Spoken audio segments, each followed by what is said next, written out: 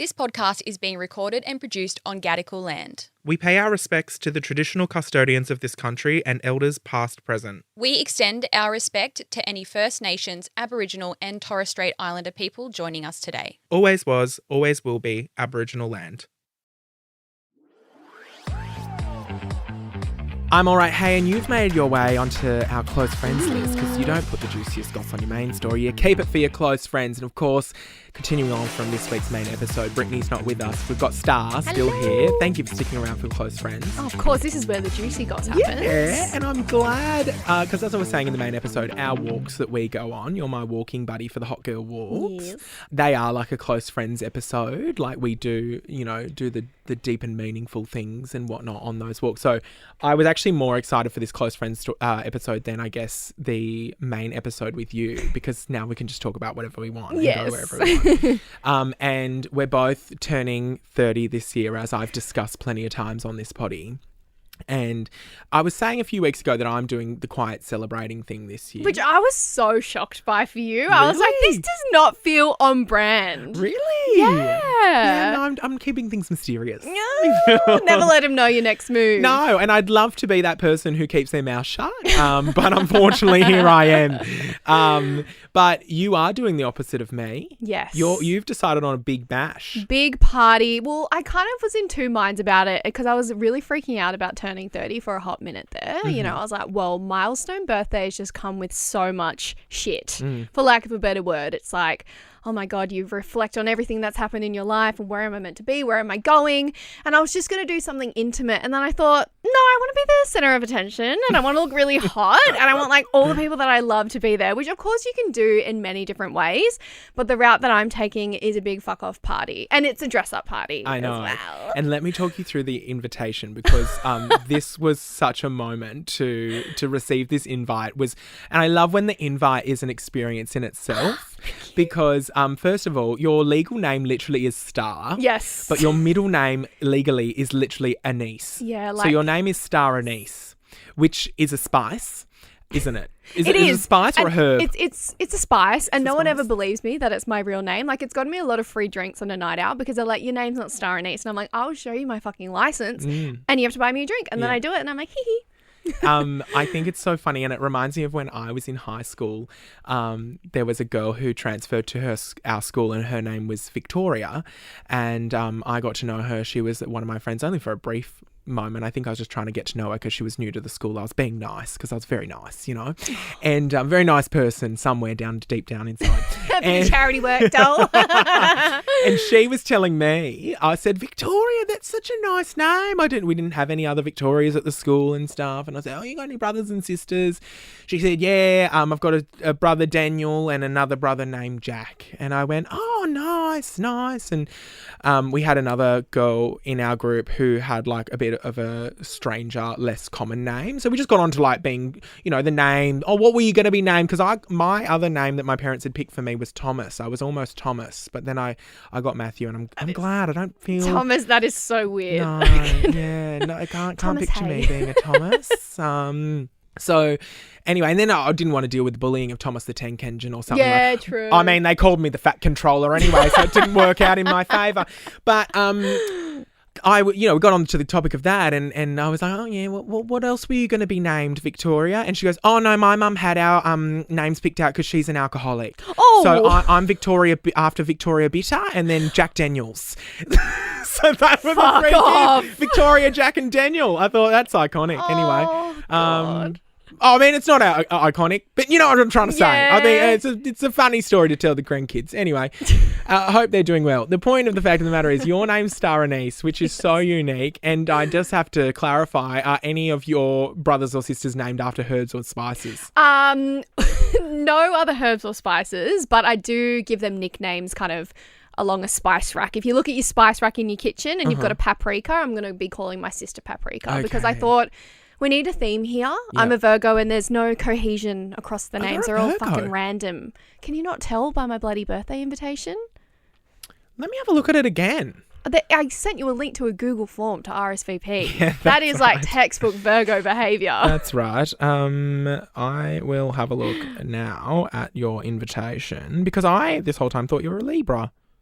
Oh, I'm on the cusp. Yeah, I'm okay. Virgo Libra. Okay, you do give Libra energy sometimes. I kind of just read the horoscopes and go, yeah, I like that one better. I'll be that one today. Okay, this is the invitation. This is probably the most iconic part. The first line of the invitation, and this is what had me hooked. And I went, this is going to be good. To paint the picture for you, there's a big disco ball, Hannah Montana, Mean Girls, all those sorts of 2000-esque things are in the background. And then Starr's got this big, 30, flirty and thriving. The first line says, 30 years ago, a star was born. Oh, I just thought, camp. And it's, of course, Starr with a double R. Yeah, a star was born. And then it says, you're invited to come and celebrate the one and only Starr with an iconic night of good vibes, drinks, and a cheeky little boogie. And then it says the theme is icons. Yes. And there's a quote saying, an icon is someone or something widely admired and recognised for their influence, style, or achievements. Very us. Yes, Very us. I love it. Icon status. I also made a Pinterest board with inspiration for costumes for everyone too. So if you click through to the Google form, which is for RSVP, Nice. there's also a little note there that says, here's some inspo. Because I don't want anyone to feel stressed about costumes. So I'm trying to think of something a little weird, because when I think icons, obviously straight away I go to things like Lady Gaga, those sorts of like pop stars. But I kind of want to try and go a bit funny, and scrollers, I'd love your help with this. So the theme is obviously icons. I'd love to go as an icon that is a little bit left of field. The first one that came to mind was like, I think it would be funny if I went as like the Mona Lisa and just had like a blank look on my face the whole time. Put like my head in like a picture frame, like a cut frame out. around you. Or like Mother Teresa, and I'm like in a nun's outfit, which is that even allowed these days? I'm not sure. Sister Act's playing at the moment. They're getting a lot of backlash because apparently there's a big mockery of like Christianity and things like that. I thought, have you not watched the movie? Did you not know what you were signing up to? There must be a big community of people out there who just go and see musicals and have no idea what they're about, because they seem to be getting, every post they put up, there's comments from people saying, left at intermission, what a disgrace, it's not nice, mockery of Christianity, blah, Read blah, the blah. blurb. Come on. Yeah, right? That's what I thought. But can't wait to see that. I got my tickets. I'm going in a few weeks, so I'll have to give you a review and tell you all in an episode in the future whether it's worth seeing or not. But I have high hopes. I think it'd be great. I love Casey Donovan in anything. Yeah, she's I fell in love with her in amazing. 9 to 5 when she did 9 to 5 the musical. That was got the biggest standing ovation when I was there. She's phenomenal. She's amazing. She was born to do Broadway. You're going big. I'm going small. I also have an update for everyone on Fiji. Yes. So Fiji was meant to happen. The date that worked for all of us, everyone going, was going to be the final week in September. And that was where all our dates aligned. We were all ready to go. I'm not sure what's going on in Fiji at the moment. There might be a real serious kind of aspect to it, because remember when all the prices went up in Hawaii, and it was because the locals in Hawaii were actually trying to divert tourists away. They didn't want tourists coming to Hawaii because it was ruining the wildlife, it was ruining the economy, all the rest of that. I'm not fully across what happened over there, but the prices went up to try and deter people from going to Hawaii because the locals didn't want people there.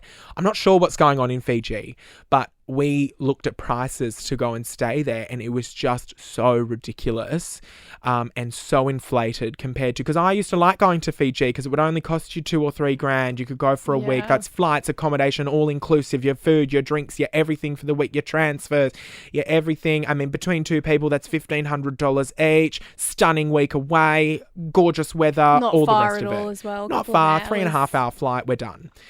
That was only 12 months ago, Sky and I last went, and that's around how much it cost us. To go and do the same thing, we looked at the accommodation, exactly the same accommodation, not all inclusive. They've changed that. And the lowest we could get it for a week was $6,500. Wow. That's before flights. That's before anything else, and obviously, hello, cost of living crisis. I just was like, I can't ask my friends to come to Fiji. It's like destination wedding vibes. I'm like, I thought it was only going to cost a couple grand. Everyone needs a holiday. Let's just go for a week. Fabulous. And you know, I'd pay for our transfers and make sure that, you know, if we went out for dinners and stuff for my birthday, like it's, don't worry, my shout you don't everyone, want it to be whatever. an inconvenience. I'm like, I can't afford to get to pay your way to Fiji. And so then I looked at things like Hamilton Island as well and Port Douglas and thought maybe a few nights away there. Everything's sold out. And I think what's happened is people have probably looked at Fiji, thought the same as me, a bit expensive. So we'll keep it Australian and we'll go Hamilton Island. I think everyone had the same idea. Now there's nothing available up there in that week of September. And no other dates work for everyone. So cancelled. That's the update. No. That's the update on that. I know everyone was very excited about the whole thing. I had lots of people asking about what's happening with Fiji over the last few weeks because I said I was sorting that out once my tour was done. But I just don't think we can make it work, and I just can't expect people to spend that much to come away. You should have a look at the Cook Islands. I went there in March Just this as year expensive. and it was really... Yeah. Is it school holidays? Maybe is that why? Oh, potentially. You might be on with that. You might be on with that. But yeah, we looked at the Cook Islands because they are beautiful as well. It was amazing. The other thing as well, though, the only way to get there as far as I was concerned was Jetstar. And I just am not at a point in my life where I can trust them due to not being able to trust them in the past. I've had flights just absolutely cancelled and the whole trip is, I'm like, I can't do that anymore. I must say the flight there is pretty rough as well because it's an overnight one and it's like 6.5 hours. And I know that's like how long it takes to get to Bali, but it was just the timing. I think we boarded the flight at like 9:30, 10 p.m. and I was with my niece. And so I got an empty seat next to me on the plane, but it didn't matter because there's a 5-year-old next to me sticking her foot into my back for the entire time. And I know how you feel about aisle seats and window seats, but I got stuck on the aisle seat. And as someone with long legs who's trying to sleep on a flight, that doesn't really work because every time someone walks past with a trolley or just a person, you get your knee knocked and you're like, oh my God, what's happening? Yeah. So yeah, the flight was a bit rough. I don't really see you on a Jetstar flight. I don't know. I don't think that makes sense for my brand. Especially if there's no business class. If it's a little A337 or whatever it is. No, I'm not writing off Jetstar. Okay. Like, they're not so bad that I think like the worst, they can't be as bad as Tiger. Sorry. Tiger really was. Are they even around? No, and no wonder because it was not. It wasn't even an experience. I mean, I paid $19 for the flight to Melbourne. What do I expect? But yeah, no, Jetstar, I will admit I haven't given them the time of day in the last however many years. So perhaps they're better than they once were, but I just don't like how they weigh your bags when you board the flight. It's the way you carry on. stressful. I went up to Brisbane the other week and I had layers and layers on, even though it was bloody quite sticky and hot in the airport because I was like, I don't want to cop the $100 fee or whatever it is when you get to the gate. Yeah. And they will weigh your bags as well. And I had like my little side bag under my blazer. I was like trying to be really dodgy and really sus. I'm like, just let me on the plane. I know. Last time I got a Jetstar flight, I had to put my laptop in my pants so that it didn't... Because a MacBook is like, 4 kilos in itself. I've only got 7. Can't stuff around. But anyway. But Matt, how do you, back to 30th birthdays, how do you feel about turning 30? Oh, I'm fine. Yeah. I'm not one of those people who like, oh my God, I'm getting so old. I will say 29 has been the first year of my life where I've started to feel my body deteriorating. Like I've started... Random pains. Yeah. But I've also, it's probably my own fault because I'm in my clubbing era, as you know. And I'm absolutely loving it. I'm still loving it. I actually saw this TikTok the other day. Let me play this one for you. I was going to talk about this in the main episode with Brittney, but seeing as you're here, like it makes more sense now. But have a listen to this because I have a rebuttal. I was actually going to make a TikTok replying to this girl, but then I thought, no, I better not. But we'll talk about it here instead. People that are over the age of 25 that still think that clubbing is a good idea. Is everything all good? Is everything okay back home? How are you finding that enjoyable? What the fuck is this hair doing? If there's nowhere for me to sit, I'm not coming. If the music's too loud, I'm not coming. If there's anyone under the age of 25, you guessed it, I'm not coming. I just don't have fun clubbing anymore. I don't know. People that are... Hey, you know what? No, I have to disagree. Shout out. I'll give you a shout out, whoever that was. Let me have a look. Madison, her name is. Hi, Madison. Thank you for your TikTok. Love that. It spoke to me on the For You page, but in all the wrong reasons. I am an advocate of the complete opposite. Turning 30, absolutely encouraging everyone to go out clubbing. First of all, support local business. Yes. You know, inject some money into the economy. It's first and foremost. But second of all, like, I think it depends on where you're going. Of course, I'm going to gay clubs, so it's my community. Which is I feel always very, a good night out. very at home. It's very fun. And there's nothing quite like a dance. That is what I'm there for. I'm there to let my hair down, have a dance. And I think as well, it's all about your attitude. Yeah. I will say, as you know, you're asking how I'm feeling about turning 30. I am noticing that the closer I get to 30, the more fucks are going out the window. I just care less and less and less and am more nonchalant about so many things. When I go to the club, I do not care about being judged. I think that's what I mean about it's your attitude. If you're going and you feel judged or you feel out of place or any of that, I'm like, even if that's the vibe in the room, not going to affect me from having a good night. Life's too short to not go out and have the time of your life every time you go out. And so, I like me and my friend who I go out with, he's the same. We're just like, we don't care what anyone thinks. Let's just dance how we want to dance, do what we want to do. And as long as we have a good night, who cares what everyone else thinks and if everyone else is judging and all the rest of that. And it's just fun and it's funny. On Saturday night, I was in the toilets in the club, and I'd gone to the toilet and then come out, and I thought I was washing my hands, and there were, you know, people were pushing in the line, and I thought, well, I'll take it upon myself to be security. I stood there for a good 40 minutes directing traffic in the toilet, saying, you cubicle 3, please, boys, have fun in there. And, you know, sorting out where everyone else was going. And I had the time of my life. People were like, why aren't you on the dance floor? I said, I'm actually having so much fun in here. And every person who came in, I met, I introduced myself. We had a great chat, you know. It's like in movies, the person who like passes the hand towel. Yeah. Oh, I wish I got some tips, you know. Yeah. But anyway, well, we actually went to Home Bar together a couple weeks ago. Yeah. And look, I think, yes, your attitude is very important, but also where you're going, because I had a visceral reaction walking into Home Bar, because I think it's probably been at least 10 years since I've been in there, and the floor was as sticky as you remember. I think the weirdest thing for me was being around that many people in an enclosed space. Like, I haven't experienced that feeling in a long time. And I've actually been inspired by you this year to go out and have a little bit more fun, because you do kind of like just get into your little bubble and become quite reserved. But I think it was good. It was good to go there. And especially, I don't really drink that much anymore as well. Whereas when I was 18, I was going to Home Bar, bloody had like 12 double blacks at Prees before I even get there. Yeah. So walking in there sober is a completely different experience, because everyone else is lit, so no one has their inhibitions about them, and it kind of just like you have permission to just do that as well, and you don't need to be on their level from like a drinking perspective to be able to do that. You can just make the most of it and embrace it for what it's worth. But I will say there was one time in that night where we went into this little quiet area just to have a little sit down, you know, just a little breather. And we were surrounded, but we looked around at all the people in the room and we were like, oh, fuck, these people are literally like 18. And I remember being 18 and being in those clubs and being like, look at those older people over there. Yeah. Like, I don't necessarily think we look the part in that sense, but I'm like, whoa, it bloody goes quick, doesn't it? And the funniest thing about those people that were in that quiet room was there were about 5 of them in the conversation, and all of them were talking at once over the top of one another, but having a conversation that was absolutely flowing. And I remember looking at Starr, and we were sitting right next to them so we could hear what they were saying, but because they were all talking, we couldn't hear what they were saying. And I said to Starr, I cannot believe, like, I'm exhausted just trying to keep up with that conversation. Yet all of them were so on board and understood exactly what was happening.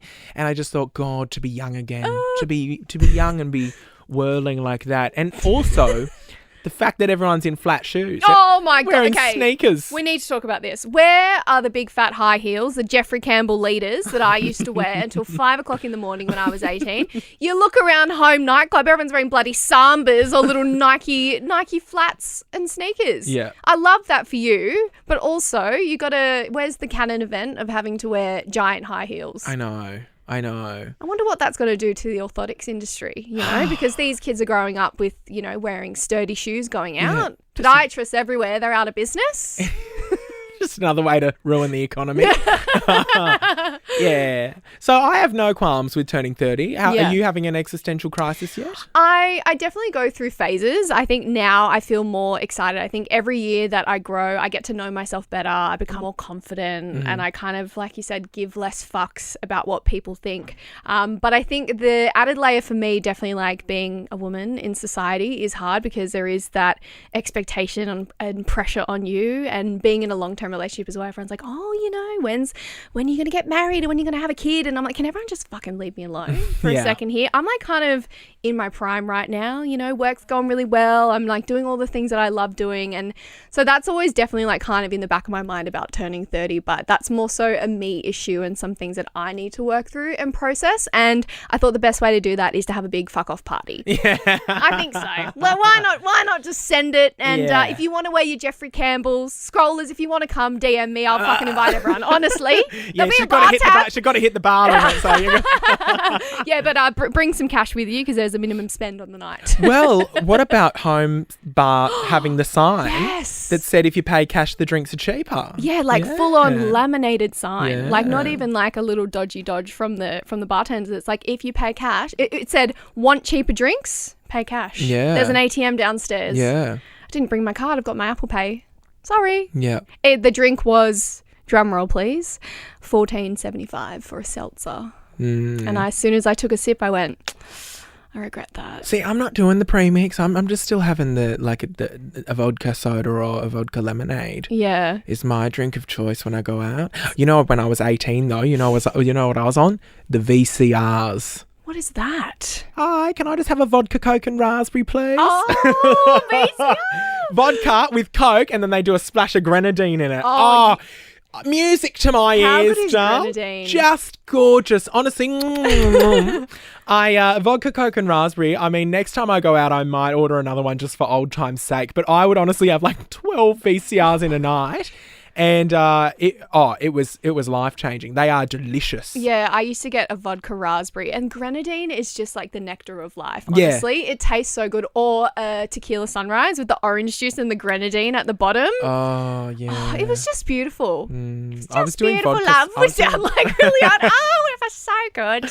Don't remember the old days when they'd put a splash of the grenadine in the Coke. And I used to have my Jeffrey Campbell Leeds, very high heels. It was lovely. But you know what's funny? Once I stopped drinking vodka, Coke and raspberries, if I'd go out for dinner, I'd just get a Coke and raspberry, which I feel is a little unhinged. I used to do that at Hungry Jack's because it's self-serve with the fizzy drink. So you do like the pink lemonade or whatever with Coke. Very good. It's very yummy. Well, I think next time, what I've taken from today's episode is next time I go to dinner, I'm ordering a Coke and raspberry, and hopefully they do it. I don't know if anyone's still ordering vodka, Coke and raspberries these days in this late stage of the game, but I'm going to try it and I'll report back. Starr, thank you so much for joining us on Close Friends. Absolutely love you. I've had the time of my life with you today. We will see you on Tuesday. Brittney will be back, fingers crossed, unless something else happens. Thank you for listening, Scrollers. Have the best weekend. Starr, any final words? 30, flirty and thriving. Yeah, stunning. Yeah. 30 years ago, a star was born, and don't forget, what happens in Close Friends stays in Close Friends.